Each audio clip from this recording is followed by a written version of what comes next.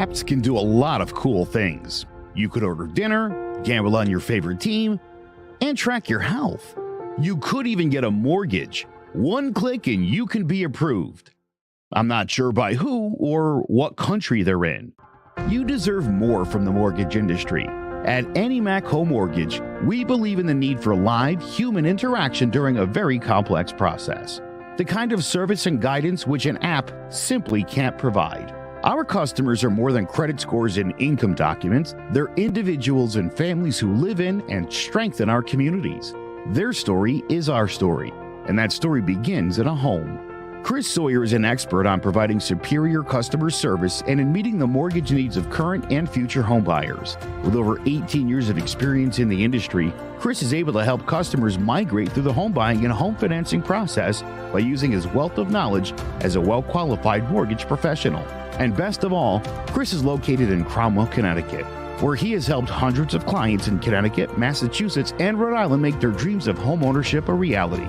Visit chrissawyer.any-mac.com. Email him at csawyer@any-mac.com or give him a call, 860-878-8730. Chris Sawyer, NMLS number 39345, corporate NMLS number 338923. AnyMac Home Mortgage is an equal housing lender. American Neighborhood Mortgage Acceptance Company, LLC. DBA AnyMac Home Mortgage. Lo-Fi Direct. Connecticut First Mortgage Correspondent. License lender. Broker number ML 338923. Massachusetts Mortgage Lender and Mortgage Broker License number MC 338923. Rhode Island License Lender. License number 2011280L. Call for additional details. Jones on first down. Wide open. It's Barkley. And Saquon Barkley will take it into the end zone. Your best ability is availability. Saquon Barkley, he's great when he's on the field, but the problem is since 2018, he hasn't been healthy for this team. Look at this. They lob it to him. He taps it in off the glass. How about that? Porter Moser, I think right now is the best coach in college basketball, hands down. Fins 2 for 3. He's done his part.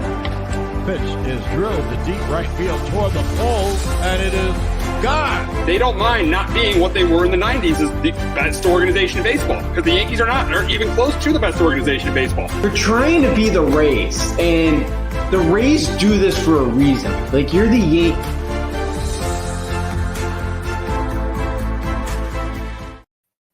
Welcome to Sports Talk with R&J. I am Steve Risser, along here with Justin D'Onofrio. And before we get into week 3, we gotta hit the biggest news in week 2, and that is Trey Lance is out for the season for the 49ers. Very unfortunate for him. He broke his ankle in Sunday's 49ers win over the Seahawks.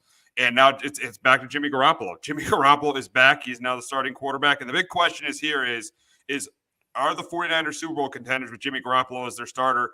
And I think because of the roster, they are. I think just like last year, I think even though Garoppolo's not great, I think they are Super Bowl contenders just because of the roster that they had. And you saw when they came in the game, they pretty much cruised to a 27-7 win. So in my opinion, I think the 49ers are Super Bowl contenders with Jimmy Garoppolo as their quarterback. Justin, do you think they're Super Bowl contenders?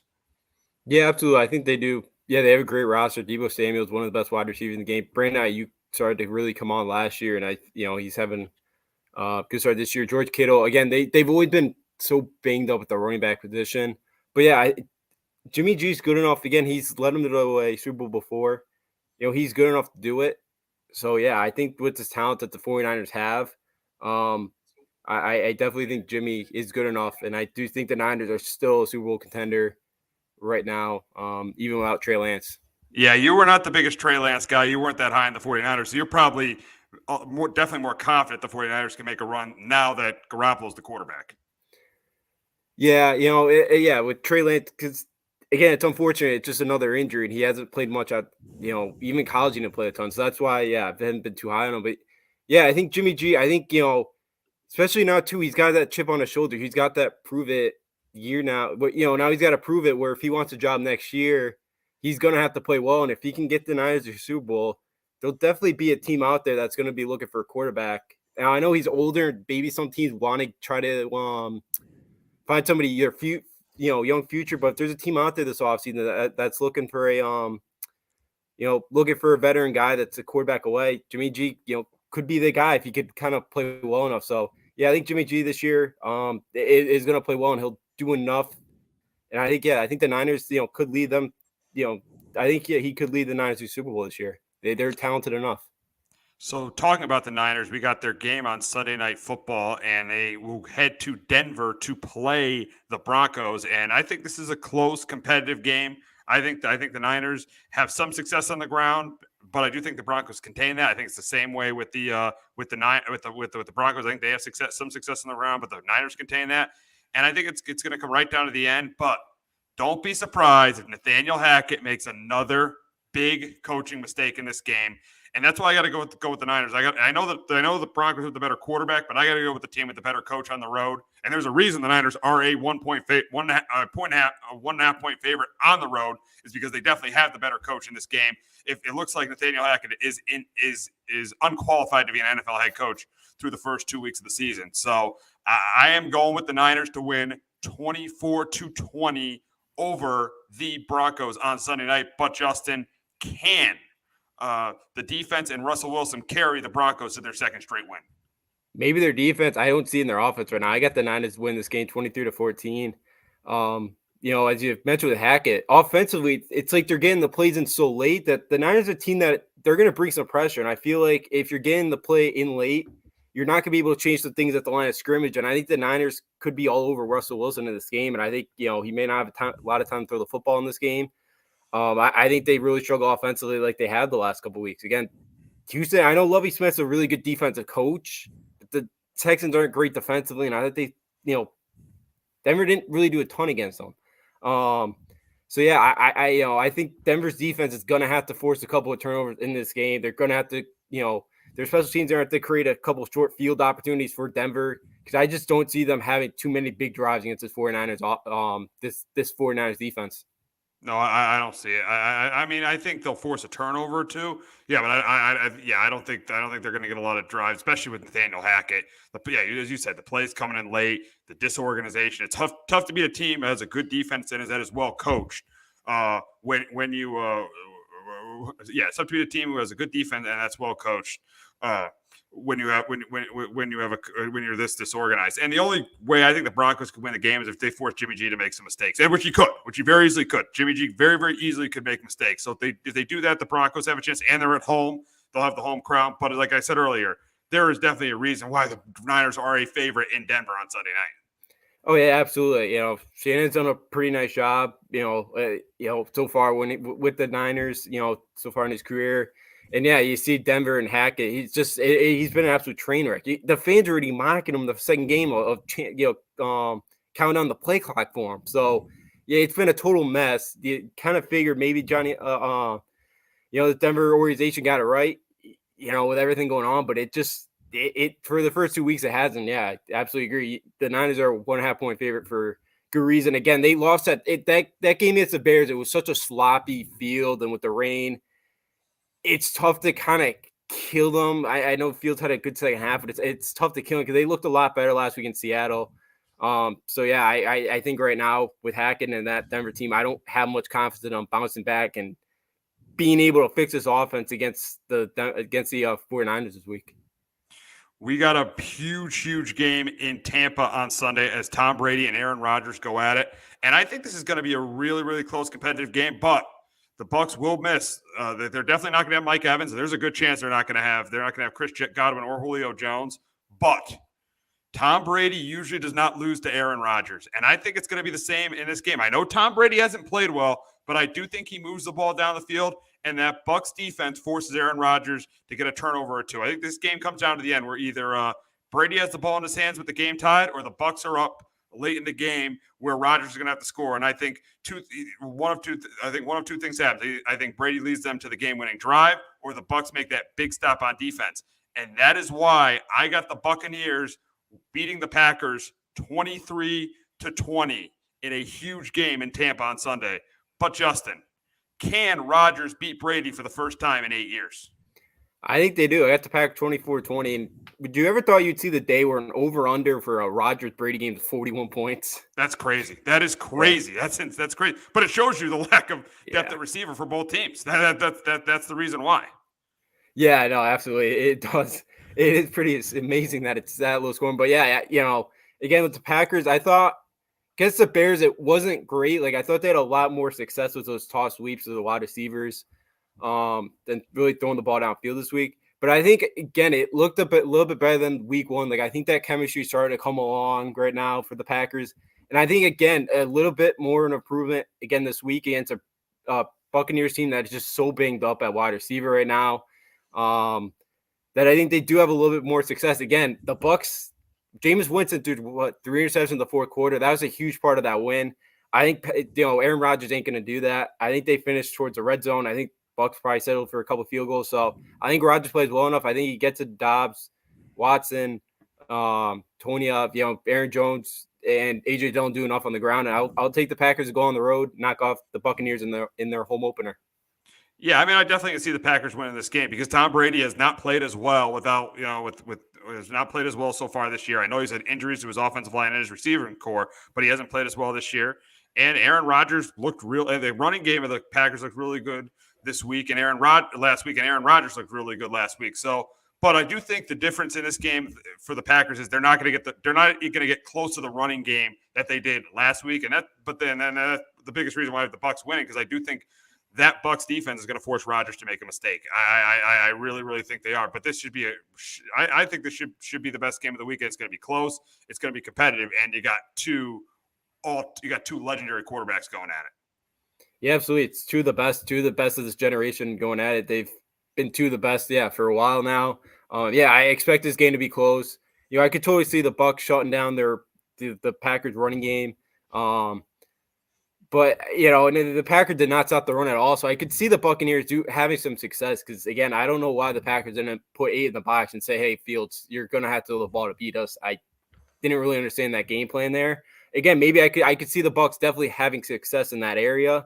But, yeah, I am starting to have a little bit concern for Brady. Like, I know the stories are out there because, again, like one of the press conferences, I think it was Wednesday or Thursday, he's like holding his face in because I heard it was, he didn't want like the stress of the plastic surgery kind of like shown on his face. Like, I am starting to be a little bit concerned for Tom Brady out here. And I think that's why, too, I'm going to take Rodgers as well. But again, I think Tom Brady's going to figure it out. I think he'll figure it out how to get going. But I don't know if it'll be this week against the Packers. Yeah. I mean, two things. The running game, great point. But the Buccaneers have a big day on the ground, I think they have a really good chance to win because that's going to open up play action for Tom Brady. And yes, I am a little concerned about Brady, but I feel like if there's anyone that can figure out, it's him. And I feel like even though he won't have some of his receivers this week, I think he's still going to have a good game. Yeah, I totally could see it. Again, we've seen Brady bounce back a lot, especially going up against Rodgers this week. He knows he's going to have to bring his A game. Again, it's another week where. And again, I think the Bucs probably knew that this suspension for Mike Evans was going to hold up. So I assume they've been game planning without him most of the week anyway. So, yeah, I think, more chemistry. Again, I could see Scotty Miller having a big week this week. That's somebody who's kind of been a very underrated target for Brady the last couple of years. I could see him having a couple of catches in this game.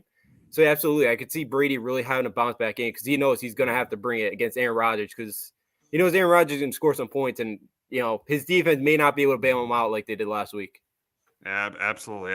So it should be a really, really good game in Tampa this weekend. But we got to move on to a divisional matchup, an NFC East matchup on Monday night between the Cowboys and the Giants. This is going to be a really close competitive game too. The Cowboys definitely showed that they could show the team they could be on Sunday against the Bengals. Micah Parsons was outstanding. They were able to run the ball with Ezekiel Elliott and Tony Pollard, and they were able to control the clock. They were able to get pressure on Joe Burrow and then Cooper Rush. He's done this twice. Give him credit. He's drove in the 2 starts he's had for the Cowboys. He has led them down the field for the game-winning drives. So I think for this game, I think it's going to be a really, really close, competitive game. I think the difference though is Saquon will run the football a little bit better than Pollard and Zeke will. I think the Giants get a little bit more of the running game. And I do think the Giants defense, that aggressive Giants defense, and you saw it in the second half against the Panthers, Wick Martindale bring people, especially on that last drive, and he brought Darnell Holmes on the blitz to sack Baker Mayfield. The aggressiveness of this Giants defense, the aggressiveness Wick Martindale has brought to this Giants defense, I think you're going to see it on Monday night. I think they're going to force a turnover from Cooper Rush. And that's going to help. That's going to help their offense score some points. I think this is going to be a close, competitive game where now Cooper Rush is going to have to bring. I think this is a game where Cooper Rush is going to have to bring the Cowboys back from behind. I think he's going to have issues with that. He's going to turn the ball over a couple times. I think Daniel Jones is going to be the quarterback who makes more plays and less mistakes. And that's why I got the Giants going to 3-0 for the first time since 2009, beating the Cowboys 24-17. But Justin, can Cooper Rush and Micah Parsons lead the Cowboys to an upset win? They could. I got the Giants to 20-16. Parsons has been unbelievable. You mentioned he had another great week last week in Cincinnati. I know we'll get the Bengals, but that team is a mess right now, especially up front. But yeah, again, it's something where Parsons could kind of be a game wrecker. You're gonna have to double, and that could open some other stuff for Lawrence or one of their other pass rushers. So I think for Dallas, definitely. Again, Daniel Jones, that we've seen a couple that Daniel Jones is prone to making some mistakes. Again, Parsons in his face. Again, it could lead to a pick or two, which will help Cooper Rush out in that offense out. Rush played pretty well again. He did what he had to do. He's really, really good in the pocket. Again, he's not really gonna run much at all, but he's good in that pocket. The O-line played pretty well last week for him. So I think Cooper Rush could, but again, their defense is gonna have to do the same thing as they're gonna have to force some turnovers this week for Rush, because the Giants, as you mentioned, that Giant team has been great. McKinley's been great at safety too. He did a great job of McCaffrey last week. Oh yeah, absolutely. He looks like a stud. And Martindale's made a total difference at defense. It looks like that 2020 defense again. They're just aggressive. They're all, they're just, all over the football. They've done a great job. So yeah, absolutely. I think, that Giant defense does enough this week, and the Giants move to 3-0. I think the biggest key, for both teams, the biggest key for the Giants is to get the ground game going and get a lead early. Get a nice, maybe double-digit lead. Like last week, they went up 6-0, but I wish they went up 10-0. They should have been up 10-0. They got to take advantage of those opportunities. If the Cowboys turn the ball over, they can't make it. They can't turn it into 6 points. They got to turn it into. They need to turn those field goals into touchdowns. I feel like if the Giants can get a lead early and unleash that pass rush with Kayvon Thibodeau and Ojulari, who look like will probably play, and then if Wick Martindale we know is going to bring pressure on Cooper Rush. I think if Cooper Rush gets way behind, the chance of him, the chance of the Cowboys making a comeback are not as good. And for the Cowboys, they got to get that, just like they did last week, get ahead, just like they did with the Bengals, get ahead early. Because if they can get ahead early, they can get up by a couple scores, they will beat the Giants. They will beat the Giants because the thing is the Giants will be forced to throw the ball, and they really don't, as you've seen with Kenny Golladay, they do not have a bona fide number one receiver at all. As you've seen, there's issues with Kenny Golladay. The only receiver that's been playing consistently for the Giants has been Sterling Shepard. I mean, Dable's been rotating these guys out of the game. He's been rotating Richie James, David Sills, Kentavious Toney, and Kenny Golladay only played two snaps last week. So he's been rotating the receivers in and out of the game. So for the Cowboys, the biggest key for them, it's the biggest key for both teams is to get a big lead. You're not going to see a big comeback in this game. Whoever gets out in front early, and if a team gets out in front by two, if a team is up by 2 scores early, I think that team's going to win the game. So the biggest key for both teams is number one, the biggest keys are to get the run game going and get up in front early, so both teams can unleash their pass rushes, which I think are very good. I mean, Micah Parsons obviously I think is the best defensive player in the league, and if you let him, if he wrecks the game on Monday night, the Cowboys will win. And then the same thing for the Giants. If the Cowboys get behind and let Wick Martindale do what he wants to do, I think the Giants will win. So pretty much whatever team gets in front early, I think wins the game. Yeah, I completely agree. Yeah, I think both teams kind of play action, being able to run the football. It's kind of what both teams really want to do, and I think that kind of suits both teams. That's kind of the strength. So yeah, because both teams don't. With CD Lamb's been good. For Dallas, he's kind of he's been the top guy. And Gallup's kind of been so banged up. So who knows? If he plays or not. With that running game with Pollard and Zeke, if they can kind of run the football and kind of keep the ball out of Rush hands, if he can go play action, I think that's kind of the recipe Dallas wants to play with right now. And yeah, same thing for the Giants. I know Barkley didn't have as good as a game as he did week 1. But that's a pretty good. The Panthers have a pretty good run defense. Because he didn't get 100 yards, but he still had 72 yards. Averaged about 3 yards a carry. And I think with Daniel Jones again, because Daniel Jones from behind is not where you want to be with him. It's been unfortunate. Galladay's kind of been thrown out of the rotation pretty much with only 2 snaps. And, David Sills was somebody that had a really solid career at West Virginia. He's been somebody I could see emerging. It's kind of finding that recipe MVP for the Giants right now offensively. But yeah, definitely both teams want to, whoever gets out the big, the 2-score lead, running the football, it's going to be huge because you mentioned too with that pass rush. It's going to be very tough for those two quarterbacks to really have a ton of time to try to pick apart these two defenses. Absolutely. So it should be a very interesting game on Monday night. But getting to Sunday afternoon's game between the Pats and the Ravens, a lot of people think this game is going to be close. I don't think it's going to be that close. I know the Ravens defense struggled last week, but the Patriots aren't trying Tyreek Hill and Jalen Waddle on the field. And Mac Jones really hasn't played that well. I mean, yes, I know there aren't a ton of weapons around him, but Mac Jones hasn't played that well. He threw a bad interception last week. I mean, the reason the Patriots won that game, number one, they were going against a quarterback that's probably not going to be playing in a couple weeks. And number two, they didn't have their best player. And number three, they were able to close. They were able to score before the half, and they were able to close out the game with their running game. And I think against Baltimore, it's going to be a little bit more difficult because Baltimore is a better run defense. And I think the Patriots are going to get behind this game because Lamar Jackson has played outstanding. If you blame that game last Sunday on Lamar Jackson, you have no idea what you're talking about. Lamar Jackson was phenomenal in that game. The problem is the Ravens couldn't run the ball, and the defense gave up too many big plays in the fourth quarter. But so I think Lamar's going to have a big game on the ground and through the air. Against this Patriots defense. I mean, I think the Pats defense might get some pressure on it, but I think Lamar's going to overcome that and make a good amount of plays. And for the Ravens defense, I think they get some pressure on Mac Jones. I think they force Mac Jones to make a mistake or two. I think the Patriots are going to have I don't think they're going to have a great day running the football, and I think it'll be close for a half. But I think the Ravens pull away in the late in the third quarter, and that's why I got the Ravens beating the Pats 27-16 on Sunday. But Justin, can the Pats defense contain Lamar for them to win their second in a row?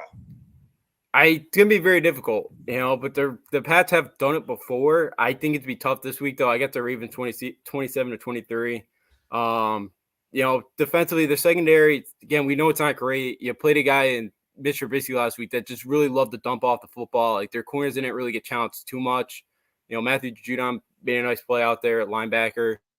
On Najee Harris, they're probably going to maybe have to use him covered sometimes again this week. But, yeah, the Ravens haven't ran the football great, and I think if the Pats are trying to make them one-dimensional, Belichick kind of scheme up something, get after Lamar Jackson, try to get him under pressure, and maybe they can make some plays defensively because this Patriot team really does remind me of watching like Iowa football right now, just the way, because their offense is so bland that the Patriots want to win football games right now with their defense, special teams, and they want to wait for their opponent to make their mistake, to make mistakes, and they're going to capitalize off that. Against a Harbaugh coach team, I don't see that really happening this week. And sometimes we've seen, high octane offense like this, they may really struggle this week. But I think Bill does scheme up some stuff this week for Lamar. I do think this team keeps it close, being at home. But yeah, I think it'll be a tough one. You're going to have to get after him this week. And yeah, for Mac Jones, as you mentioned, he has to really do another bad pick after Mitch Trubisky threw one. He kind of returned the favorite there, trying to take another shot. But I thought our offensive line played really well. Cole Strange, I thought, had a great game, and he went one-on-one with Hayward too, and I thought he did a really nice job. So I was happy about Cole Strange this week, but yeah, that offense is still a big concern, and I think it'd be tough to outscore the Ravens.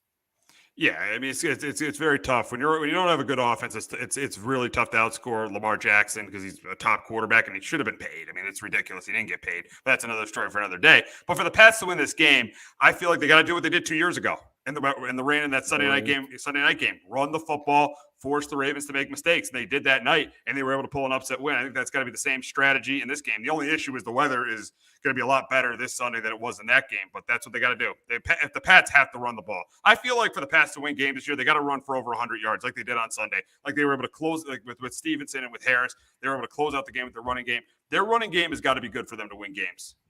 Yeah, absolutely it does. Because, again, that's going to open up play action for Mac Jones. I would like to see them run some more RPOs with Mac Jones because he did a good job with that at Alabama. I know Mac Jones is not Lamar Jackson. He's not the fast guy, but he can get out there. He can run, and, he's a pretty decent runner. Like, I thought at Alabama they did a good job of that. And I'd like to see some more of that because, I think that running game is something they're really going to need to lean on this year. I thought their offensive lines, I mentioned, got a little bit better last week, which helps. I thought they played, better. Again, this week is going to be another test against a good Ravens team. But next week you got the Packers too. So, I think for the Patriots, you got to win this one. You want to kind of try to stay within Buffalo here to have any chance to win a division here. I know it's early, but yeah, they got to be able to run the football this week against Baltimore. And yeah, keep Lamar Jackson off the field and just they're going to have to win this game in the teens. They're or very low 20s. If Baltimore scores 24 points, I don't think the Patriots will win this game. Oh yeah, absolutely. Yeah, they got to keep Baltimore to like 20 points. They got to win it like a 23-20, kind of similar to the game they won. I was like it was 23-17, the game they won 2 years ago. It's gonna be like a 23-20 kind of game. Baltimore gets on the scores more than 24 points. They definitely won't win this game because the Patriots are just not built offensively to win shootouts, and it's because their quarterback has been inconsistent this year, and they don't have good skill guys. And when that happens, you're not going to win shootouts in the NFL. So yeah, it's got to be like a 23-20 kind of game. And you said, and another point, you said they need to win one of these next two games. Yeah, they need to win one of these next two games. I feel like to be a playoff team. I don't think they can get off to a 1-3 start and be a playoff team because they don't have the talent they had last year. And I think their schedule is a little bit more difficult than it was last year. Like you're looking at their schedule. I know after the Green Bay, they got Detroit, but then they got at Cleveland, who's got a good roster. I mean, they play Chicago, at the Jets the Jets, you saw them with Garrett Wilson. I mean, he would be the Patriots' best receiver. They got at Minnesota, 2 games against Buffalo, another game against Miami, and a game against Cincinnati. I know Cincinnati's 0-2, but it's Joe Burrow. So yeah, I think they got to win. They got to steal one of these next 2 games if they're going to be a playoff team this year. Yeah, absolutely. I don't know what the stats are, for a team that starts out 1-3 with their percentage chances to make the playoff, but it's going to be, I assume it's very low. So yeah, they got to be able to get off to at least try to get one of them again. It's going to be tough to go to Lambeau next week and get a win. So yeah, this would probably have to be the one. And yeah, because you got to prove it again. You got the line still. Again, we'll kind of see with Cleveland. I kind of starting to, I don't really know how good Cleveland is. You let Joe Flacco do that against you. But yeah, it's tough. That back half, with the Vikings, Bills, Cardinals, Raiders, Bengals, Dolphins, Bills, like that's not easy. That's a lot of teams that are going to be fighting for a playoff spot right there. And, or to just have very good talent to roster. So yeah, you got to try to take advantage. I know, the Ravens are better than they were last year with all the injuries that they had. So yeah, especially at home at Foxborough, you really want to kind of go out there, and you would be nice to kind of send that crowd home with a win and kind of settle down after that first week where they didn't play great. There wasn't too much confidence going into Pitt. Nobody really knew what to expect. And, you got a Ravens team here now that, Ravens are better than you, but it's a game so you could still definitely win because it's at home, and you got Bill Belichick, still as a head coach. So, yeah, if they could scheme up enough, it's Lamar, they definitely have a shot to win this game. It should be interesting on a Sunday in Foxborough. But we got to stay in the AFC East, and we got a big matchup in the AFC East. We got the 2-0 Bills against the 2-0 Dolphins. These offenses have been have been really, really good so far.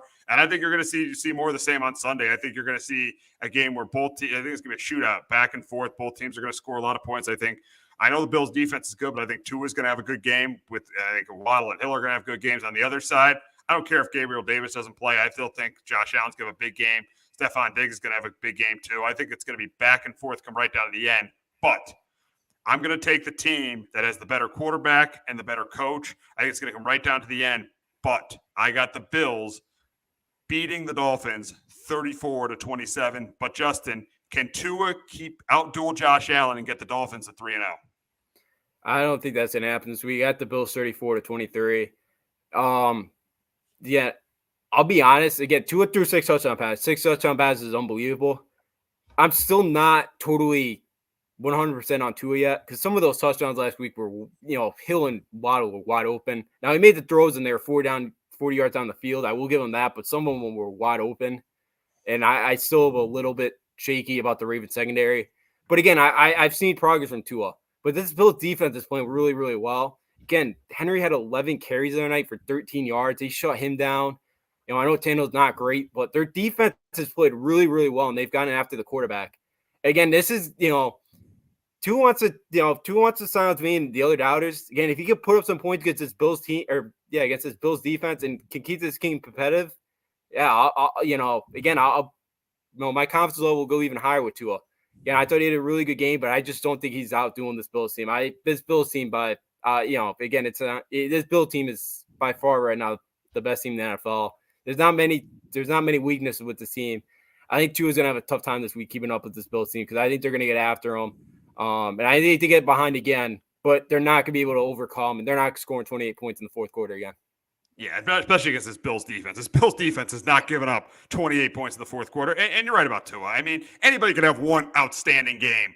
He's got to now do it consistently. He was great last week, especially in the fourth quarter, but he's got to do it consistently. And he's going up against a guy that has done it consistently for the last 3 years in Josh Allen. And he's going up against a team that's been consistent for the last 4 years in the Buffalo Bills. So this is a really, really big test for the Miami Dolphins to see where they are right now. It's going to be really interesting to see what happens in this game. But, yeah, I got to take the team with the more experienced head coach and the better quarterback. Yeah, I'm right there with you. Yeah, Tua, again, I don't know if I said score, but yeah, I got the Bills 34-23. I just don't, I think it to be tougher. I think Tua's going to put up some points. I think he definitely can with those wide receivers and with their running game. I think they could put up some points this game. I just don't think it's going to be enough. And, I think it'd be a tough game. But, for Tua and that Miami bet, and for the whole Dolphins team, you want to kind of prove that you're gonna give the Bills a run for your money. Keep this thing within one score, or even try to knock them off. I don't think it's going to happen. But, look, if they stay competitive, they go neck to neck with these guys. And for Mike McDaniel, too, I think, the Dolphins are gaining a lot of respect around the league if they could hang in there with the Buffalo Bills, because nobody's been able to do it yet. And I don't think there's too many teams that are going to be hanging in there with the Bills this year in that offense. Absolutely. This has been a Dolphins team that's really, really struggled against Buffalo. This is a Dolphins team that's lost 6 consecutive games against Buffalo, but that was the Brian Flores era. This is the Mike McDaniel era. And I didn't think I thought Brian Flores was clearly better, but as it seems right now, it looks like that Mike McDaniel is definitely a better coach for Tua. Yeah, for Tua, absolutely. Flores been the defensive guy. We kind of know that there was maybe some disconnect there between Flores and Tua in the front office and all that. But so far, McDaniel's done a really good job with Tua. I think they've kind of, again, with Waddle and kind of having that chemistry, and getting Tyreek Hill too is really, because they didn't really, they had Parker who stretched the defense, but again, you're seeing it in New England. Mac doesn't even go to him. He does not have many targets, so you're really seeing that Tyreek Hill, guy that could stretch the field, really, really helped out Tua this year. Because they had Parker, but again, we're kind of seeing Parker maybe not good as we thought. We'll see, but because he's really trying New England. But yeah, Tua I think's had really, really solid start so far. McDaniel's been good with him. Again, he's been good to kind of have a offensive coach with him. It seems that the really panned out, for the first couple weeks here. Oh, absolutely. So we'll go to tomorrow night's game, a AFC North matchup between the Steelers and the Browns. And I think this is a sloppy game with two quarterbacks that are, average at best. And I think this is a game where Nick Chubb continues to run the football well. And I think that's the reason why the Browns win. I think Chubb has a big game on the ground. He's able to, the Browns are able to control the game on the ground. And I think they're able to get pressure on Mitch Trubisky, force a couple mistakes. And I got the Browns winning this game tomorrow night, 20-13. And don't be surprised after this week if the Steelers go to Kenny Pickett as their starter going forward. But Justin, can the Steelers get pressure on Jacoby Brissett and force him to make mistakes and pull the upset on Thursday night? I think they do. I have the Steelers win this game 23-17. Trubisky, I do think too, if they lose this game, you're going to hear a lot of Pickett noise. And I think, Kenny Pickett's probably going to get the reins of the job very, very soon. If, Trubisky doesn't play well, I think he possibly could. Again, they made Joe Flacco look like 2013 Joe Flacco, the Browns did that. That was bad. That was really bad. The way they collapsed in that game was what are you doing giving up a big play up 2 scores late in the game? That makes no sense at all. I don't know. Again, I'm not a big prevent defense guy because it's, not that, just keep the corner and safety back. All you have to do is not get beat deep. That's all you have to do. If they don't get beat deep, they win the game. And also Nick Chubb scoring a touchdown there made no sense at all. Just go down. I don't blame Chubb there. You're going up by 2 scores. If they're only up by 1 point, I would say go down. but you're only up by one score. Again, with a minute, what? Is the minute 50 or minute 31? But they had no timeouts left, so they could just Yeah, run out but the you're clock. going by 2 scores. They should not blow. You can't blow. There's no way that they blow that game going up 2 scores. I don't mind it. You're going up 2 scores, a minute 30. That should not be in your head. Like, hey, they're going to score. They could possibly score 2 touchdowns on us in a minute 30. I didn't mind the scoring touchdown. Now, I blame some of the. Now, if you really want to put the blame on Chubb, I put the blame on the Browns coaching staff. If you really didn't want them to score, I would have said, hey, the Jets have no timeouts. Just go down. Because, again, I don't think Chubb probably knows that in his head. He probably sees the end zone open. As a player, though, the player, you got to know game situation. In that situation, you got to get down. You get down, it's game over. You're 2-0. I think that's I think it's on Nick Chubb. I think that's on Nick Chubb. But the bigger issue is the Browns coaching staff and their defense for allowing them to blow a 13-point lead. Yes, absolutely. Again, the coordinator. Again, I'm not. Again, Cleveland, I think got a good roster defensively, but I ain't calling them elite after that performance. Until I start seeing something elite, that was not an elite defense last week. That was horrible. And again, I'm taking the Steelers too because I think a Mike Tomlin team again that had a tough loss in New England. They didn't play great. Now it's a short week. Cleveland again. Cleveland. What I think it would have been the first time they were 2-0 since '93. There was so much excitement in that building. I think Pittsburgh comes down to beat them. I think this could really, really ruin kind of Cleveland's chances of maybe hanging around until Watson gets back. I think this could be a thing that really destroys their season here, a loss like that. Again, the way they lost, how deflated that fan base was after that game.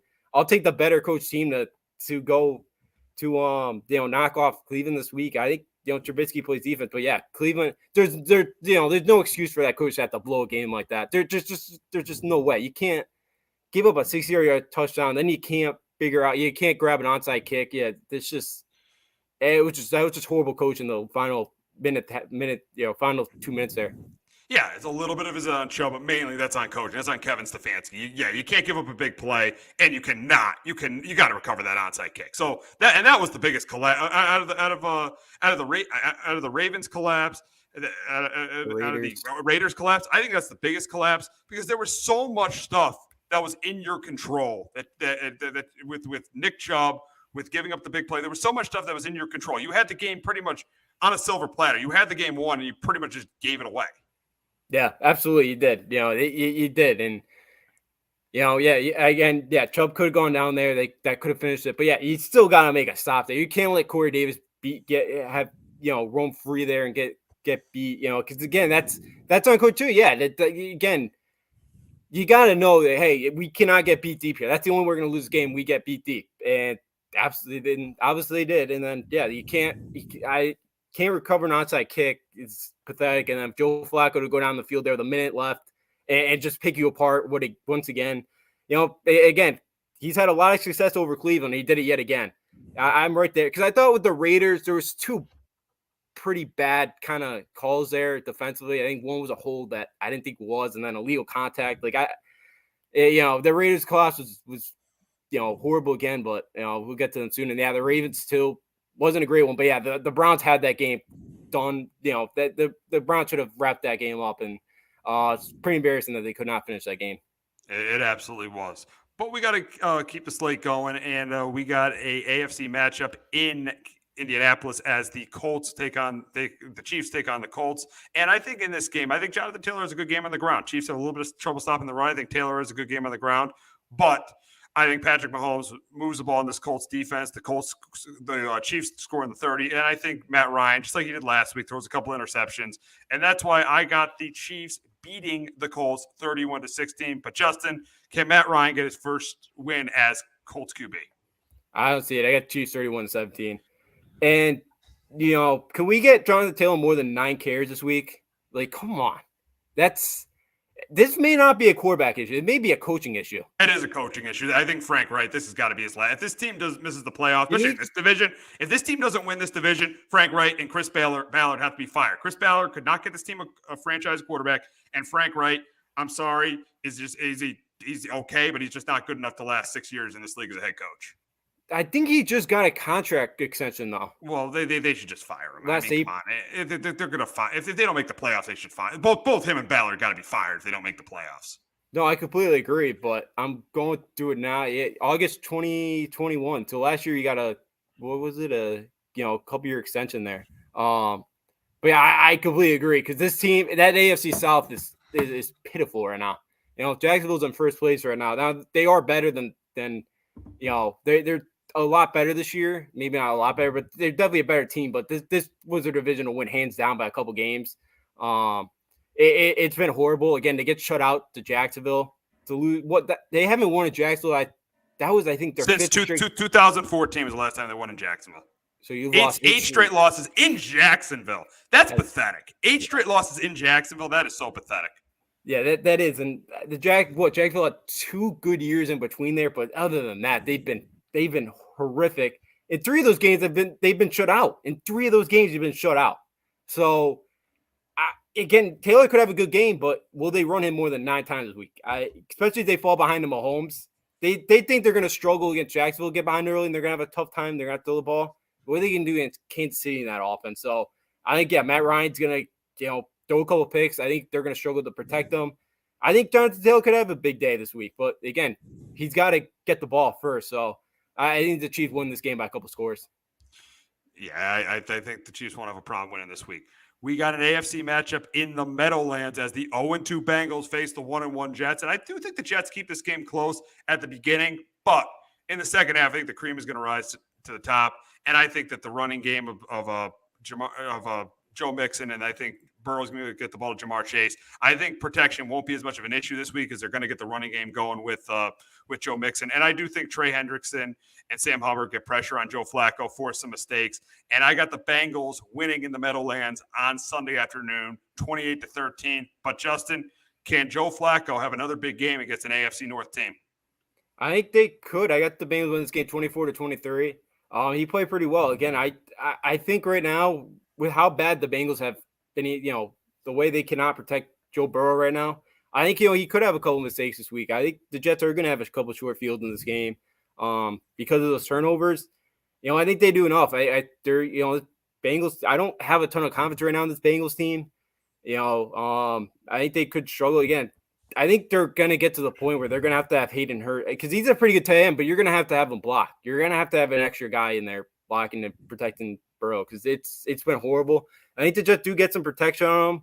Maybe, not as much as Dallas did last week, but I think, Flacco gets the ball to Garrett Wilson, who had a really good game last week. I do think the Jets put up some points in this game, but it's just not enough. I think the Bengals are too good of a roster to go 0-3, and I do think they find a way to pull this game out. I just don't think the Bengals go to 0-3, lose to the Jets and go to 0-3. I just can't see that happening. We got an NFC East matchup in Landover, Maryland, as the Eagles head down to Landover to face the Washington Commanders. And I think this game, the Commanders keep it closer. I think Carson Wentz is motivated early. He has a good first half, but in the second half, I think the better team shows you why they're the better team. I think that Miles Sanders has a big game. I think that Jalen Hurts has a big game. I think A.J. Brown has a big game. And I do think the Eagles get some pressure on Carson Wentz, force him to throw an interception or two. I think Darius Slay has another interception this game. And I got the Eagles going to 3-0, beating the Commanders 31-20. But, Justin, can Carson Wentz get a win his first start against his former team? Possibly, but it's going to be a tough one to beat the Eagles. I got the Eagles win this game 20-21. Wentz has, again, a couple of bad turnovers last week. They kind of crawled back in that game late last week. Had a couple of opportunities, but he's got to stay away from the turnovers. And the Eagles have done a good job now. Some of those throws, Kirk Cousins just was horrible. He was awful on Monday night. Yeah. I'm like, the Eagles really didn't have to try hard to get some of those interceptions there the other night. But that's the thing, the Eagles played well, but that game really could have been 24-21 at one point there. And who knows? Yeah, I thought the Eagles lost a little bit of focus in that game. I thought with that blocked field goal, Hurts' interception, they lost a little bit of focus there. I know some people are saying the Eagles are the best team in the NFC. I'm not buying that. I got the Bucs as the best team in the NFC, and I still have the Eagles below the Packers. I still got the Eagles below the Rams. I still got them below those teams, and even the 49ers. I know everybody's high on the Eagles, but yeah, they lost some focus there in the second half. But they were great in the first half, and that's why they won that game by 17 points. Yeah, absolutely. They had a great first half. They came out, Hurts started 10 for 10. They came out on fire. But yeah, second half, they kind of, it was a little bit of struggle. I do agree. The block field goal there, Kirk Cousins kind of just handed them a couple possessions there. And yeah, that game could have been close. I think the Eagles are definitely the best team right now in the NFC East. But yeah, I'd still probably put them 4th or 5th right now in the conference. Again, Jalen Hurts does look better, but it's the same thing with Tua. You got to continue to show me, that, again, they got Brown now.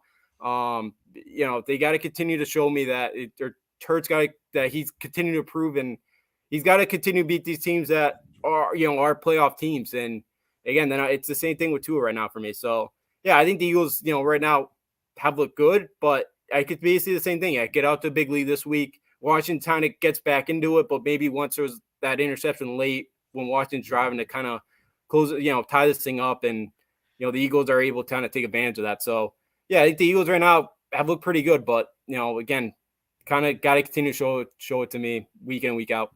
Absolutely. We got an AFC matchup of two desperate teams in Nashville as the 0-2 Raiders face the 0-2 Titans. And I think in this game, this is a close competitive game. I do think Derrick Henry is a big game on the ground. I do think that Derek Carr has a pretty good game too. And I think this is close and competitive, but I'm taking the team with the better quarterback. I'll take Derek Carr over Ryan Tannehill right now any day of the week. And that's why I get the Raiders getting their first win, beating the Titans 23-19. But Justin, can Derrick Henry carry the Titans to their first win? I need to be tough. I get the Raiders as well, 27-23. First with the Raiders, it doesn't matter who the coach is. It's just the same things over and over and over. They just blow games the same way every single season. My damn brother said we could have McDaniels back. So, they're already done with McDaniels. They're already done with McDaniels after 2 games. Yes. They're already on to next year. They're already. Wow. Well, again, they got to start winning, or they're going to be, because that division is so brutal. Yeah, that's why. So, they're already, kind of feel like this year's kind of finished. But I think, Henry, again, really showed last week. I thought the Giants did a really good job bottling them up. And I think the Raiders' strength is stopping the run with that defensive line, even though they played so many snaps in that second half that, again, Ward Nutrition this week could maybe affect them. And Henry, I could see when it, being able to carry the Titans to a win. But I think Tannehill's going to have to make some plays with his arm this week. And I don't know if he's going to protect the football enough, even with that Raiders secondary that has not been great the last couple of years. I think they could struggle again, play action. I think Tannehill could be huge in this game, but I see that Tennessee defense really struggling against Derek Carr, and I think the Titans again this week have to come from behind. And I don't know if Tannehill is going to be able to do that this week. Yeah, no. If the Titans got to come from behind, I don't think the Titans win that game at all. But we got the Texans. We got Lovie Smith going up against his former team this week as the Texans face the Bears. And I think this is another competitive game, but I think the Bears win it because of their ground game. I think David Montgomery has a big game on the ground against Houston's defense, and I think I think the Bears defense forces a couple turnovers from Davis Mills. And that's why I do think this game comes down to the wire, because I don't think the Bears will pull away in the game, but I think it's close, competitive till the end. But I think the Bears make that play, I think, on defense to win this game. And that's why I got the Bears going to 2-1, beating the Texans 23-17. But Justin, can Lovie Smith get his first win as Texans head coach against his former team? Yeah, I think this is Lovie Smith's revenge game. I think the Texans pull this thing out 20-16. Lovie Smith is, a good defense coach. I think he's got a game plan to come in this week, and I think Justin Fields gonna have to beat them through the air. I think they do enough to shut down David Montgomery in that running game. I think Montgomery's gonna have his yards in this game, but I think Lovie Smith defensively, I think they put 8 in the box and kind of say Fields beat us with the air. And I don't know if he could do that. And right now, I'll say I trust David Mills to make more plays than Justin Fields with his arm right now. I think Davis Mills will make a big throw in this game to put the Texans up top. I don't know if Fields will. With that offensive line right now, and again, I can't imagine. Fields is gonna have to throw the ball more than like 11 times this week or whatever he threw last week to win this game. I'll take the Texans to go on the road 20-16. Got an NFC North matchup in Minnesota as the Lions take on the Vikings. They had 2 really competitive games last year, and I expect the same in this game. I think this is up and down the field. Kirk Cousins will play much better this week because he plays well in 1 o'clock games. He usually plays well against the Lions. I think he plays much better this week. I think Dalvin Cook is a lot more effective this week. I think Justin Jefferson's a lot more effective this week. But on the other side, though, I think Jared Goff has another big game. I think DeAndre Swift has another big game. I don't think really anybody's stopping anyone this week. I saw that Vikings defense on Monday night. They made 0 adjustments in that first half. They kept playing zone coverage. They didn't play any man coverage. They didn't blitz. Ed Donatell made no adjustments in that first half. I think this is a game that is back and forth down the field, but I think this is a game where Kirk Cousins has the ball in his hands and he drives the Vikings to a game-winning field goal, just like he did last year at home against the Lions. That's why I get the Vikings beating the Lions 31-28. But Justin, can Jared Goff lead the Lions to their second straight win? I think it's possible that they could. I get the Vikings win this game 30-27. I think, I'm with you. I think this game is going to be a total shootout, and maybe the last team with the ball wins this game. But I'll take that Vikings defense and maybe get that one stop that they need in this game more than the Lions right now. DeAndre Swift had another big game. St. Brown played really well again. He had another huge game. I think Jared Goff to be able to spread it around. Again, what quarterback's going to be able to make the least amount of mistakes is going to win this football game. I'll take Kirk Cousins. Yeah, I think they do enough in this game. But yeah, I could see Swift having a big game at carrying because and leading on that play out because the Lions have really ran the ball well, and the Vikings have really struggled to slow that down. They were 24th right now, and the Lions are third right now in the league. They're third right now in the league, averaging on 186 yards game on the ground right now. So I think the last team with the ball probably wins this game, but I'll take Kirk Cousins, that Vikings team, to figure out a way to win. A NFC North South matchup in Carolina as the Saints 1-1 travel to the 0-2 Panthers. And I'm going to take the team that's more desperate to win this game, and I'm going with the Panthers. I think the Panthers get pressure on Winston. Winston's banged up right now. That's why he's not playing well. He's banged up. I think he makes a couple mistakes. I think Baker does a good job managing this game. I think McCaffrey gets enough yards on the ground. And I think it comes down to the end, too, where Winston's got to make a play, and he's not able to make it. And that's why I got the Panthers getting their first win of the year and going to 1-2, being the Saints. 24-17, but Justin, can Winston have a bounce back game to get the Saints to 2-1? I think they do bounce back. I got the Saints 21-14 this week against the Carolina Panthers. Winston's really banged up right now. If Alvin Kamara can come back, I think, again, with him being back in the screen game and being able to run the football, I think it's going to could be really helpful for James Winston in this game. And also, Michael Thomas and Chris Olave, those two weapons. I think, if he can get the ball to those two guys, I think, Winston could do enough to win this game. And again, this week, I think it comes down to what quarterback makes the less mistakes. I'll take that Saints defense to make that big stop this week. Against Baker Mayfield. I think Winston does enough to protect the ball this week. And I think the Saints find a way to win. Got an NFC West matchup in Arizona as the Rams travel to Arizona to face the Cardinals. And pretty much throughout his career, Sean McVay has owned Cliff Kingsbury. And I think it's a close game, but I think the same result happens this week as the Rams win this game by a touchdown. I think that Stafford will make a mistake. I think Kyler Murray will make a mistake. But I'm going to take the team with the better defense, and I think Aaron Donald is going to have a big game. I think they're going to contain that running game of the Cardinals, and I do think Matthew Stafford's going to make a little bit more plays because he's got better weapons around him with Allen Robinson and Cooper Kupp. I think he makes a little bit more plays than Kyler Murray, and that's why I got the Rams beating the Cardinals 27-20. But Justin, can Kyler Murray have another big week and get the Cards to 2-1? No, I get the Rams as well, 28-21. Again, the Cardinals were down 20-3 last week, coming like they at halftime. Again, they looked horrible. The Raiders kind of handed them that game last week. Again, Murray made some really, really nice plays in that game, especially in the fourth quarter and overtime to get that win. But the Raiders were driving last week in OT, and a Renfro fumble kind of handed Cardinals the win. So I'm still kind of out on the Cardinals team. I think Matthew Stafford makes enough plays. He hasn't been great.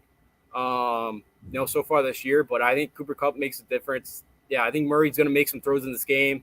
I think the Cardinals, can run the football a little bit better, but again, this Cardinals team, I still haven't looked great through 2 weeks. Again, you can say what you want about the second half last week, but I need to see it for 60 minutes. And again, I think the Rams play better this week and they find a way to win. NFC matchup in Seattle as the Falcons head to Seattle to face the Seahawks. And I think this is a really close game. between these teams. But I'm going to take the team that I think is going to run the ball better. I think that's going to be the Falcons. I'm going to take the team who I think has the better quarterback. I think it's going to be the Falcons. I think it's going to come right down to the end where either Mariota's going to lead a game-winning drive or Geno Smith's going to have the ball in his hands and the Falcons are going to make a stop. And that's why I get the Falcons getting their first win of the year, beating the Seahawks 24-23. But can Seattle get their second straight win at home to begin the season? I think they do. I got the Seahawks win this game 24-17. I think Geno Smith does play well enough. I think he does cut down the turnovers. Again, it's two quarterbacks that do make a lot of mistakes. I'll trust Geno to make the least amount of mistakes against Mariota this week. I do think Seattle could run the ball well enough. I think they get out to a lead this week, which is going to be huge against the Falcons, where Mariota's, playing from behind is not going to do great. I feel like he'll make some mistakes. Hopefully we can kind of see more of Kenneth Walker this week. It'll be, exciting to kind of see him with Rashad Penny in that backfield. I think they do enough getting the ball to Tyler Lockett and DK Metcalf, and I think they find a way. Seattle finds a way at home. That 12th man, they make the difference to the game, and Seattle moves to 2-1. Yeah, it should be an interesting game on Sunday in Seattle.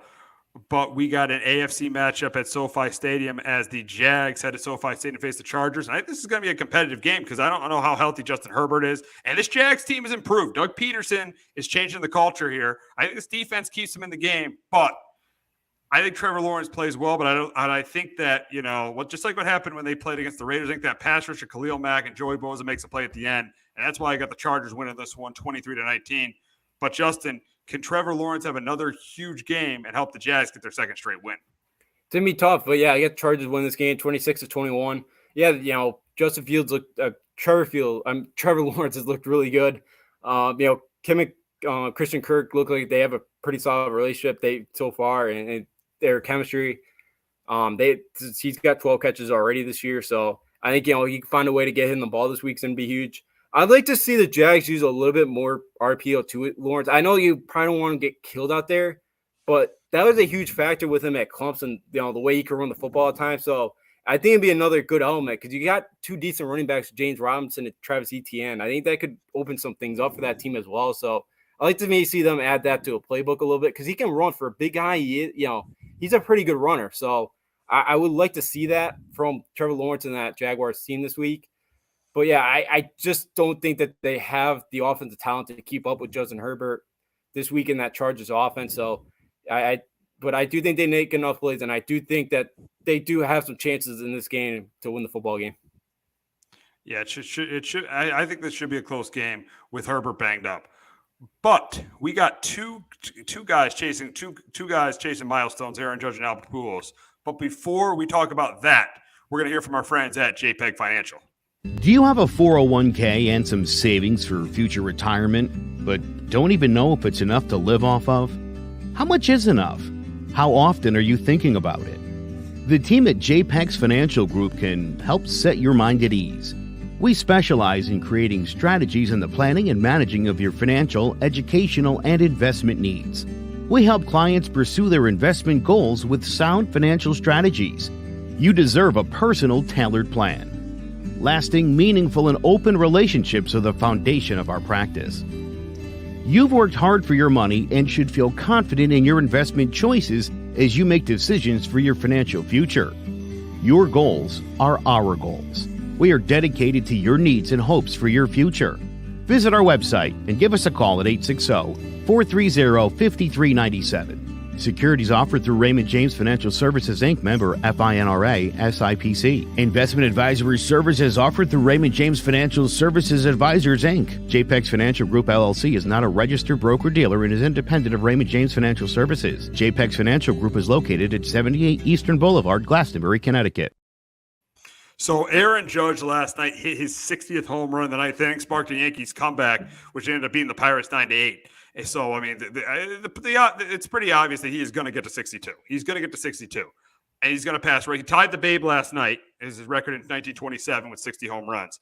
The big question, though, is in your opinion, is this, if Judge gets to 62, is he breaking the all-time home runs record? Because do you think that Bonds, McGuire, and Sosa have an asterisk next to it? For me, and I'm not condoning what Sosa, Bonds, and McGuire did, But at the time it was happening, it wasn't the rule. The steroids were not enforced the way they are. Taking steroids was not enforced. That rule, there weren't the rules there are now. I blame it more on Bud Selig for looking the other way. That's why, in my opinion, I still think that Barry Bonds is the all-time home run champion, because within within the rules they were playing within, steroids was not taking steroids was not as bad when they were doing it as when they were doing it now. Now, there are people that are going to say, oh, a cheater's a cheater. There should be an asterisk. In my opinion, I don't think there should be an asterisk next to it. And I still think that Barry Bonds is the home run king. I know he took steroids, but I think he's the home run king. I put that more on Selig for looking the other way and because the ratings were way up in baseball at that time. I mean, the home run race in '98 saved baseball. It was right after the strike. Popular baseball was clearly the third sport, and it elevated to the number 2 sport after the McGwire-Sosa home run race. I remember growing up, I was 7 years old. I didn't miss an at bat from McGwire and Sosa during that time. That was unbelievable. So I still think that Barry Bonds is the home run king, but with that, but still. A completely impressive season by Aaron Judge. And a lot of people, if he hits this home run, are going to consider him the home run king. Justin, do you consider Judge the home run king if he breaks this record? If he passes Maris? I do, because I think Bonds and those guys, I know at the time, it wasn't, steroids weren't technically, I guess, cheating at that time when he hit it. But they're not in the Hall. Those guys aren't in the Hall of Fame right now. I still think it is, he did have an advantage, ahead of some of these guys. Right now, like Aaron Judge, he's not taking any steroids, because it's still even though I know it wasn't a thing at the time and it did really help save baseball, he still has an advantage. He still is kind of cheating to get an advantage that most guys aren't doing, and they're kind of doing it fairly. So, I do think there should be an asterisk there for Bonds. I think, it is Maris, and I think, Hank Aaron's the all-time home run leader. To me, I think if Judge hits number 62, which, again, hopefully he can do it this weekend at home, especially against the Red Sox. Because Maris actually hit it 2 against the Red Sox. So that's weird. That'd be great if he hits it against the Red Sox. The only issue, though, for me is if he hits it on Friday, I got to watch it on NESN because the game's on Apple TV. Yeah, actually, I don't even think NESN has it. I think it's only Apple. Really? Wow. Yeah. Wow, that's crazy. That's nuts. Yeah, that's crazy. Baseball. That's crazy. That is baseball for you, not to have that kind of game. But MLB Network will do cuttings. Yeah, I would assume they are. I saw ESPN's doing cuttings tonight, but tonight's on Fox. Or no, tomorrow's on Fox actually. Tomorrow's on Fox. Yep. Tomorrow's on Fox. Yeah, 3 of the 4 this weekend are on Fox. Weird that they're doing Fox on Thursday Night Football, but I don't know what baseball. But the time for Hector here, Bonds, McGwire, and Sosa had no integrity for the game, in my opinion. I feel he took advantage of time baseball was vulnerable. I agree with Hector. I definitely get Hector's point, but I put that more on Selig for not enforcing it immediately, for looking the other way because people were watching the sport. I put that more on Selig. That's why I do think that record should count, because I definitely put that more on Selig than I put it on the 3 guys. But I definitely get where Hector's coming from. Yeah, and I agree with Hector because Selig trying to do. Again, it was probably the right thing to do for baseball. It was probably to turn the blind eye to it. But again, for some of these guys, again, I think of it too of he's got Bonds has the advantage now that he's taking something that's helping him hit all these home runs, where Judge isn't. As far as we all know, he's not. So I think to me that he's doing this thing fairly. He has taken it.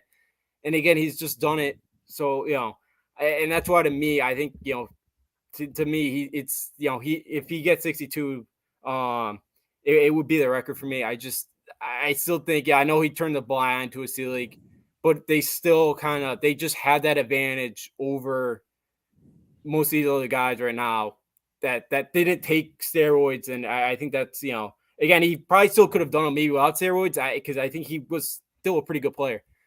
But as a Yankee fan, I'm so happy to see that Aaron Judge will break this record.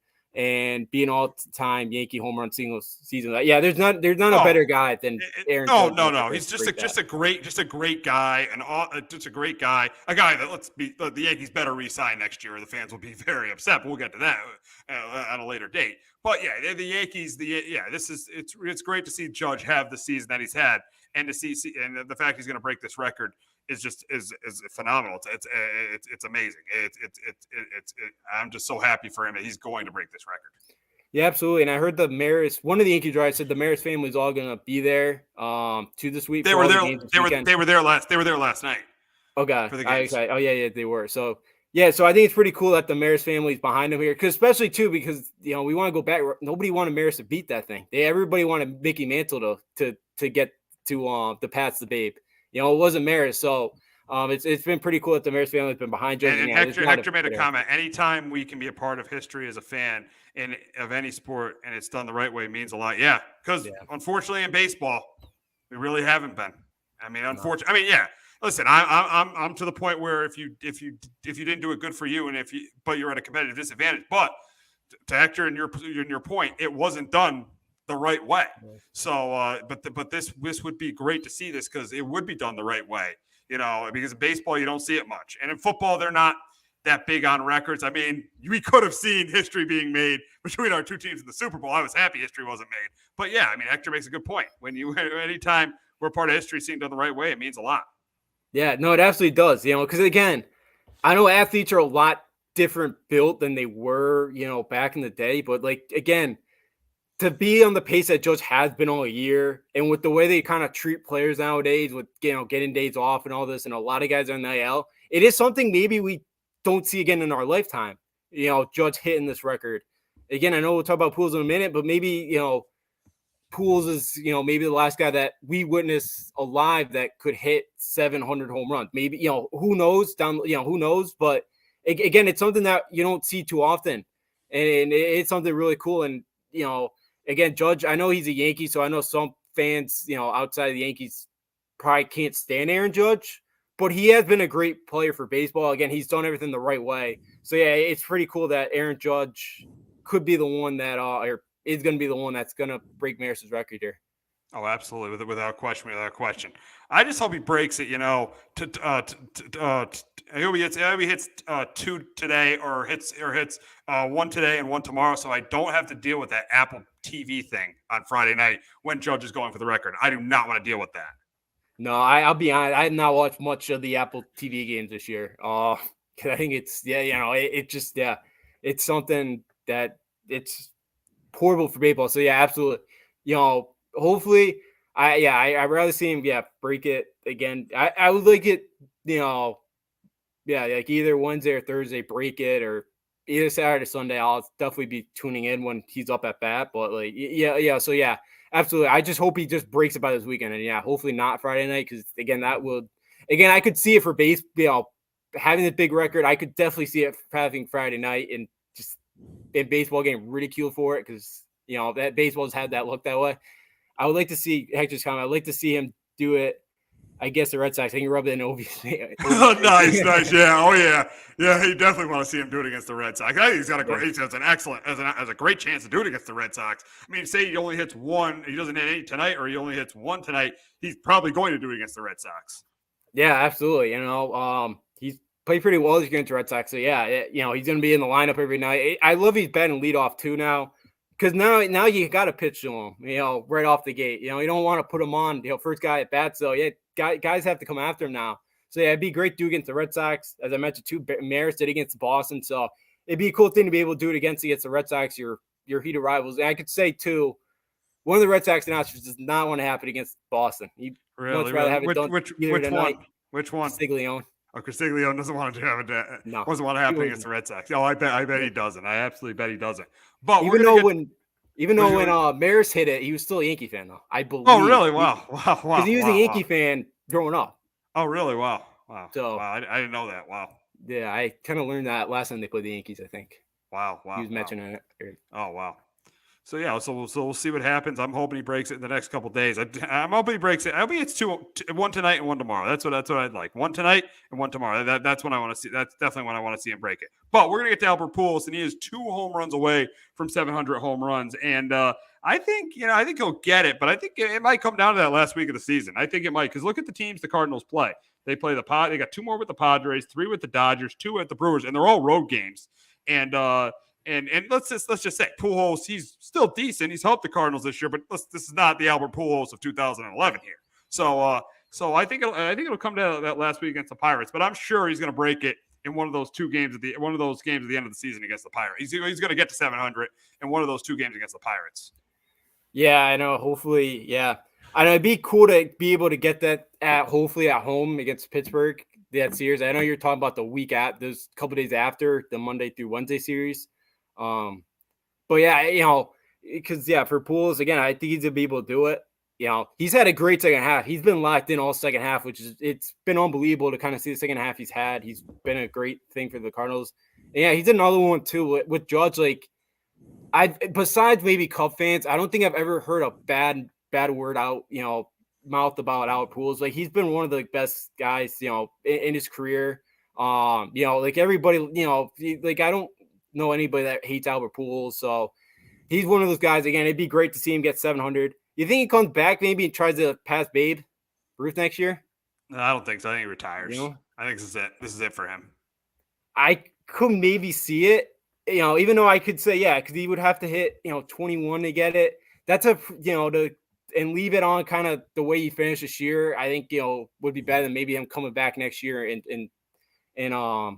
maybe struggling. Yeah, actors got to come out. Pirates could be on the wrong side of history between Judge and Pujols. There's not as good of a chance they'll be on the wrong history for Judge, because I don't think he's going to hit 2 tonight. But there's a very, very good chance they're on the wrong, because they play the Cardinals in their final 6 game. There's a very good chance they're on the wrong side of history for Albert Pujols. Yeah, absolutely. It definitely could. Now, it's former Yankee farmhand tonight, Rusney Castillo, going for the Pirates. So who knows? Maybe he'll throw a couple in there for Judge to knock out, but probably the butt. Yeah, who knows? But yeah, Pirates are probably hoping that it's that final weekend, so they actually can draw some people there those final 3 days. You'll be all Cardinal fans, but that ballpark's empty. So the Pirates may be hoping that it's that final Monday through Wednesday series, because they'll get some fan interest there. So absolutely. The tickets in the front office may not mind it. The players would be in that. Players would probably wouldn't be great. But yeah, for the Pirates and how bad they've been, it would be pretty fun to see the Pirates be on the wrong side of both the wrong side of history there. Oh, absolutely, absolutely. So we got a big week in college football. But before we talk about that, we're going to hear from our friends at Shamrock Home Inspections. There's no bigger investment than home ownership. And to make sure the house is up to your standards, you need a professional to look it over. Brian Flanagan from Shamrock Home Inspections is a licensed home inspector and a member of the Connecticut Association of Home Inspectors. Brian was a contractor for over 15 years, so he knows how homes should be constructed and how mechanicals should work.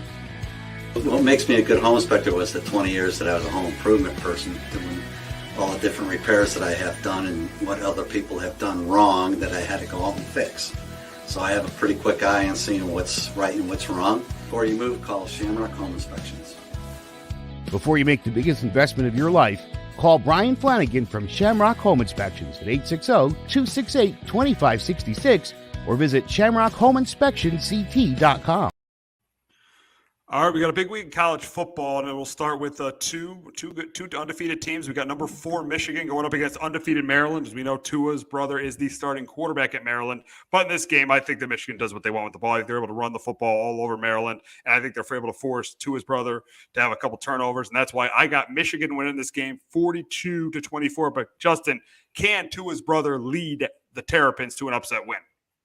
I got Michigan 42-24. Now, first, I want to talk about Michigan just very quickly, because for their non-conference schedule, because we would kill any Big 12 team or Pac-12 I know. schedule like they did. That's ridiculous, hardball. UConn, Colorado State, and what else was it? Hawaii. That's absurd. Three I mean, come on. Of the bottom 5 teams. 3 of the probably bottom 10 teams in the country they played. So, that's ridiculous. And any other if they were not in the Big Ten, they'd be getting ridiculed. And next year, it's like the same thing. I think it's UNLV, Bowling Green, and some other horrible team. So it's not much better next year for Harbaugh. So do you think they somehow lose 2 games? And this won't happen. But say they somehow have like 2 losses and they win the Big Ten. Should they not make the playoff because of it? No, they shouldn't. They shouldn't. You're again. We saw it 2013, 2014 with Baylor. Baylor with their schedule that was not great either. But no, again, they change the rules every year, so it wouldn't shock me. But no, again, with that non-conference schedule, they did not get challenged at all. Again, you just got to play one team. Just somebody. I would not put them in. I think it's ridiculous. Again, if they were not in the Big Ten or SEC, they'd be getting killed for it. So, again, maybe because it's Michigan, it's a big brand, they would, but I wouldn't. Again, it's because you're seeing other teams go out there and schedule games now. And Michigan, they have Oklahoma, Texas coming up, I think, in 3 or 4 years. But, you could have done it now, So, no, I don't think they should be in. Yeah. And for the game, you think it's a Michigan win by a couple scores? Yeah, I got 42-21. I think Michigan does whatever they want. Toledo Tagovailoa in Maryland, they got some weapons. Raheem Jarrett and Deshaun Jones, they're 2 top wide receivers. They're playmakers. If Tagovailoa can get on the ball, I think they could score some points in this game. But I'd see it to be tough. McCarthy's a pretty good quarterback. They got Rodney Bell back this week. Blake Chrome is a really good running back. So I just think Michigan to be too much. I don't think Maryland's defense is going to be able to stop them. So, yeah, I think Michigan wins the same battle, at least 3 scores. Got an ACC matchup in Winston-Salem as number 5 Clemson faces number 21 Wake Forest. And I think this is a close competitive game, but I do think Wake Forest's defense is awful. They gave up 36 points to Liberty last week. I think Clemson's going to score a bunch of points on them. And I think Sam Hartman's good. The Clemson's defense is going to force Hartman to have a couple turnovers. And that's why I got Clemson winning this one by double digits. I got Clemson beating Wake Forest 34-24. But can Sam Hartman help Wake Forest get revenge against Clemson? It's going to be tough. I got Clemson 41-31. It's a 14-game losing streak for Wake Forest going back to 08, the last time they beat they haven't beaten them since 08. This Clemson secondary has been a little shaky. I think Sam Hartman is going to make some plays, but Brian Bresee should be back this week. I think up front, Wake Forest offensive line, is okay, but I think Clemson's defensive line is going to overmatch them. I think Sam Hartman is definitely going to make a couple mistakes this week. And again, I just don't think their defense is going to be able to make enough stops. They'll put up some points. Last year, Wake Forest defense did much better, but they gave up 48 points last year to Clemson. And we know how just, pathetic that offense was last year. Their defense is a little bit better this year, but it's not by much. And I think Clemson's going to be able to just kind of score at will. But it's a big game for DJ. He's got a lot of, Dab was very, very stubborn. But they got a number 1 recruit right behind him sitting there that if he doesn't play well, that those Clemson fans are going to be chanting for very soon. We got a Big 12 matchup as Baylor goes to Iowa State. And I think this is a close competitive game, but I'm going with the Bears to win it. I got the Bears winning it 24-20 over the Cyclones. But Justin, can Iowa State keep the momentum going and go to 4-0? I think they do. Ames is always that place is always a haunting place for top 25 teams to go. I got to always say win this game 23-20. Hunter Decker is the new quarterback. I think, kind of like Brock Purdy, but I think he throws a better deep ball than Brock Purdy does. Xavier Hutchinson back at wide receiver. He's been off the fast over already 20 catches through the first couple weeks of the year. And Iowa State's a much more pass-heavy team. Now, obviously, without Breece Hall there is a big reason why. But I think Iowa State does enough to throw the ball around. I think they make enough plays. Baylor up front's a very good team. But I'm still uncertain there about shaping at quarterback. They did not – I think they should have beat BYU. They were just very sloppy that night up there. But I'll take Iowa State. That's just always a tough place to go to. Matt Campbell right now, I think's the leader for the Nebraska job. I don't know if – again, I would think he'd take that job. But, again, a lot of eyes on him right now. He's, been a big target the last couple of years. I think Iowa State moves to 4-0 for the first time since 2000. Big game in the SEC as Florida heads to Tennessee. I think this is a close game for a half, but I do think that Hendon Hooker outplays Anthony Richardson because Anthony Richardson hasn't played that well the last couple of weeks, and that's why I think Tennessee wins it. I win it by 2 scores. I got Tennessee beating the Gators 31-20. But Justin, can Anthony Richardson beat another top 15 team? Yeah, not this week. Yeah, Rocky Top's going to be rocking. 41-24. I got the Vols win this game. I think Richardson makes some plays. Tennessee's defense is a bit better than it was last year. But again, Anthony Richardson, I will admit that was a huge overreaction by me. I thought Billy Napier was going to fix him. He was going to look a lot better. That has not been the case. It's not going to get fixed this week. And I just don't think they're going to keep up. Florida's defense last week gave up 286 yards to South Florida. South Florida's not very good. They're probably the worst team in the American, or right then. They may be a little bit better than Navy and Temple, but they could not stop Temple. And even they could not stop South Florida. Florida couldn't, but and even Kentucky out there running back, Kentucky ran the ball pretty well. I think Tennessee's gonna have some success, and I think Cedric Tillman. We don't know the status, but he had 9 catches, 162 yards against Pittsburgh. Again, if he plays, I think he'll have a big day against Florida. Hayden Hooker numbers have been unbelievable since transferring here. It's a huge game for Josh Heupel in that Tennessee. Tennessee wants to be for real. They want to finish second in that division this year, behind Georgia. They got to win this game, and I do think Josh Heupel, I think Tennessee's a top 10 team. I think they take care of business against the Gators this week. We got a Battle of Texas in Lubbock as the Longhorns travel to Lubbock to face Texas Tech, and I think that Texas wins this game pretty easily. I think they win it 30-17. I think Bijan Robinson has a big day on the ground. I think they get the ball to Xavier Worthy, and I got Texas winning it 30-17. But Justin, can the Red Raiders bounce back this week and pull an upset over the Longhorns? I don't think so. I got Texas win this game 41-24. The last 4 meetings, Texas is averaging 55 points per game. They've absolutely torn apart this Texas Tech defense, which showed last week. Again, it's still a big work in progress. Texas Tech, Donovan Smith, they need to protect the football. They've not done a good job of that. I think they already have 7 or 8 turnovers on the year.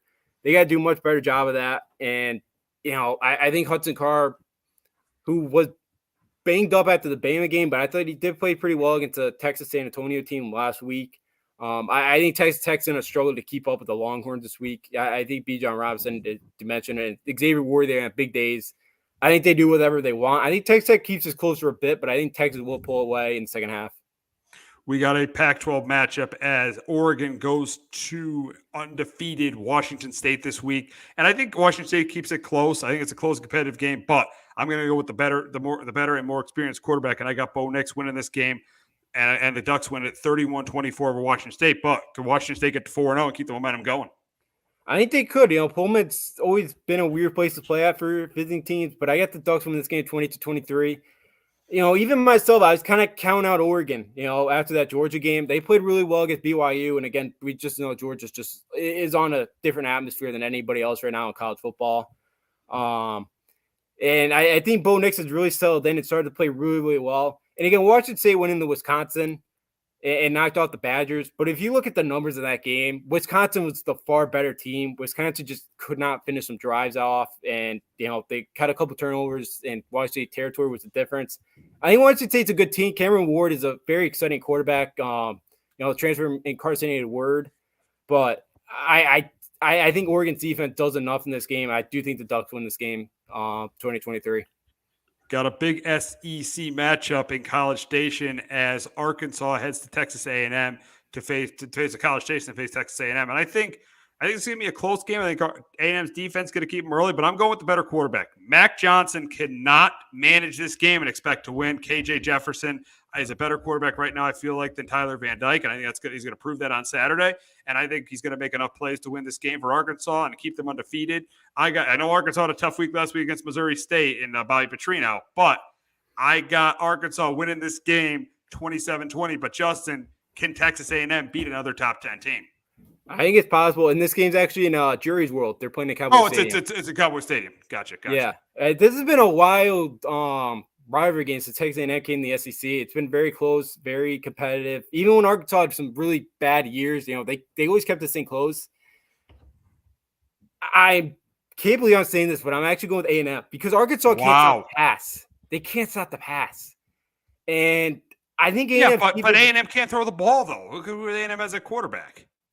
Yeah, but again, I don't know how many first-team reps Mac Johnson actually got. He was not announced to start until Friday afternoon. I don't know how many first team reps he had all offseason, because I think Haynes King was Jimbo's guy from the beginning. I want to see it for second week because I think Miami's defense is pretty good.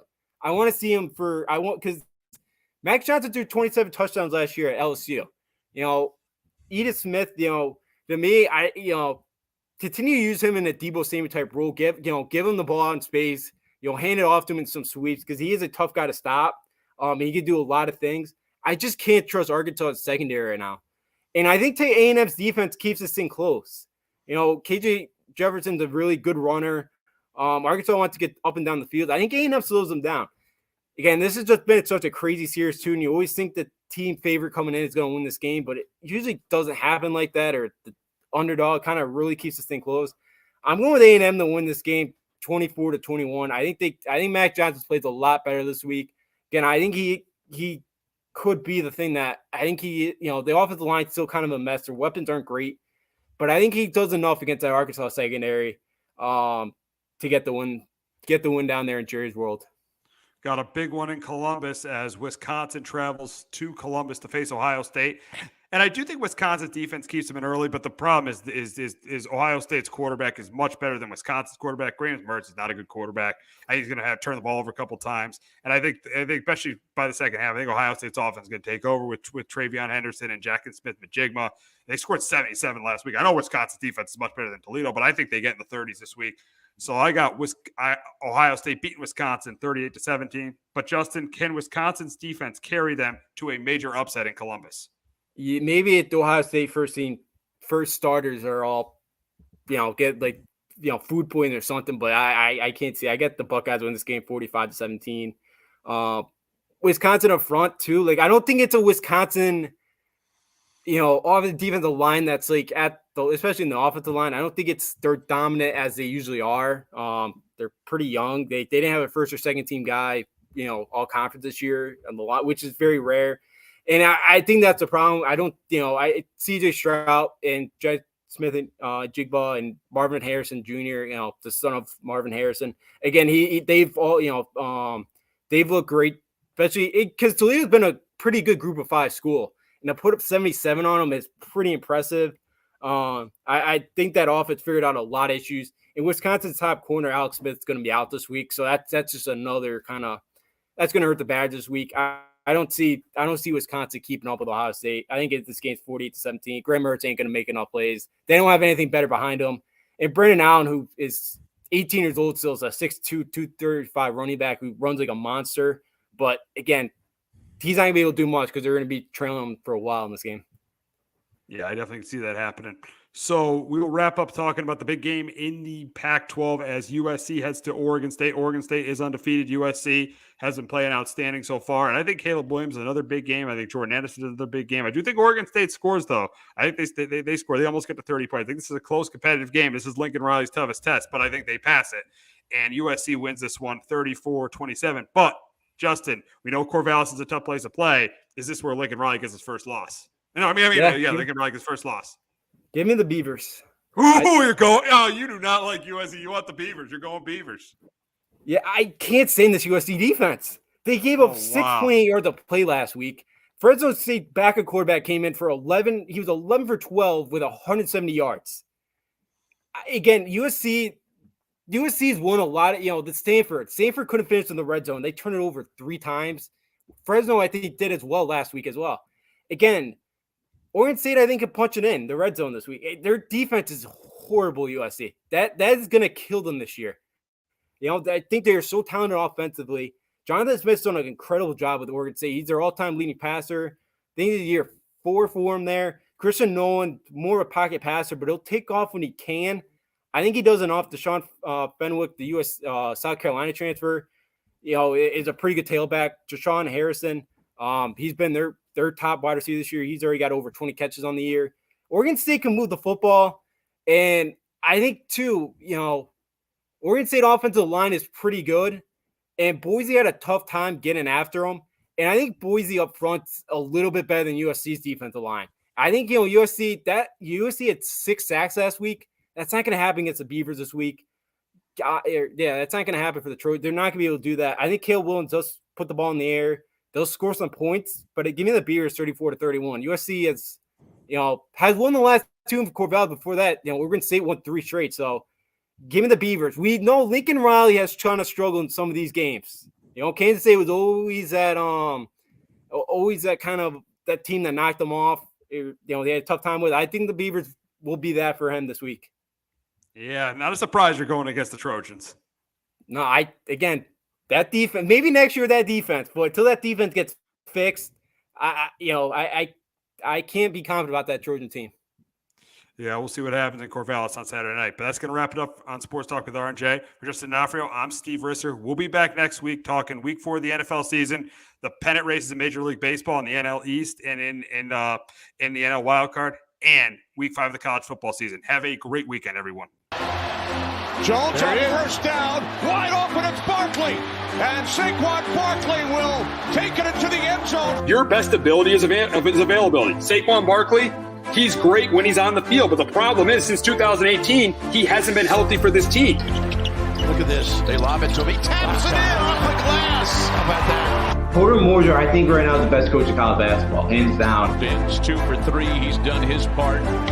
Pitch is drilled to deep right field toward the pole, and it is gone. They don't mind not being what they were in the 90s as the best organization in baseball, because the Yankees aren't even close to the best organization in baseball. You're trying to be the Rays, and the Rays do this for a reason. Like, you're the Yankees.